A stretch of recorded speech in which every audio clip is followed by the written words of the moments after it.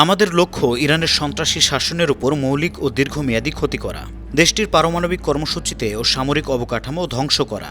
যারা আমাদের ধ্বংস করতে চায় জেনে রাখুন, আইডিএফ এর দীর্ঘ হাত আপনাদের ধরে ফেলবে। ইরানিবাসীর জন্য এটাই আমাদের বার্তা। রোববার সাংবাদিকদের সাথে কথা বলার সময় এমনই তথ্য জানিয়েছেন ইসরায়েলি প্রতিরক্ষা বাহিনী আইডিএফ এর মুখপাত্র এফি ডেফরিন। ডেফরিন দাবি করেছেন, ইরানের সর্বোচ্চ নেতা আয়াতুল্লাহ আলী খামেনির নেতৃত্বে গড়ে ওঠা সন্ত্রাসী অক্ষকে ভেঙে দিচ্ছেন তারা। নির্মূল করেছেন নাসরুল্লাহ, সিনওয়ারা ভাইরা, মোহাম্মদ দেইফ ও আলী কারাকিকে।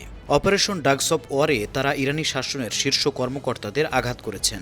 হুতির সন্ত্রাসী সংগঠনের নেতৃত্বকে নির্মূল করেছেন। যারা তাদের ধ্বংস করতে চায়, আইডিএফের দীর্ঘ হাত তাদের ধরে ফেলবে। ইসরায়েলের বিরুদ্ধে যে কোনো হামলার জবাব দেওয়া হবে কঠোর শক্তিতে। এ সময় সাংবাদিক তাকে প্রশ্ন করেন, এই অভিযানের সামরিক লক্ষ্য কি এবং এই আইডিএফ অভিযানের লক্ষ্যগুলোর মধ্যে কি শাসন পরিবর্তনও রয়েছে? জবাবে আইডিএফ মুখপাত্র বলেন, আমাদের লক্ষ্য ইরানের সন্ত্রাসী শাসনের উপর মৌলিক ও দীর্ঘমেয়াদী ক্ষতি করা, দেশটির পারমাণবিক কর্মসূচিতে ও সামরিক অবকাঠামো ধ্বংস করা। ইরানের বর্তমান পরিস্থিতি সম্পর্কে তিনি বলেন, ইরানের সামরিক শিল্প, কমান্ড ও নিয়ন্ত্রণ কাঠামো এবং পারমাণবিক কর্মসূচিতেও আঘাত হানা হয়েছে।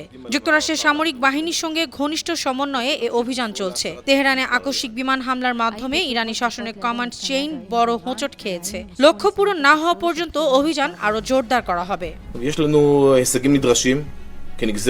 এদিকে ইরানের সর্বোচ্চ নেতা আয়াতুল্লাহ আলী খামেনি নিহত হওয়ার খবর পাওয়ার পর শনিবার রাতেই ইসরায়েলের প্রধানমন্ত্রীর কার্যালয়ে বৈঠক করেন প্রধানমন্ত্রী বেনিয়ামিন নেতানিয়াহু। রোরিং লায়ন এবং গর্জনকারী সিংহ নামে ইরানের বিরুদ্ধে চলমান সামরিক অভিযানের অগ্রগতি নিয়ে সামরিক ও বেসামরিক কর্মকর্তাদের সঙ্গে আলোচনা করেন তিনি। সামাজিক যোগাযোগ মাধ্যম এক্সে দেয়া এক পোস্টে নেতানিয়াহু বলেছেন, আগামীতে খামেনি সন্ত্রাসী শাসনের হাজার হাজার লক্ষ্যবস্তুতে আঘাত হানা হবে।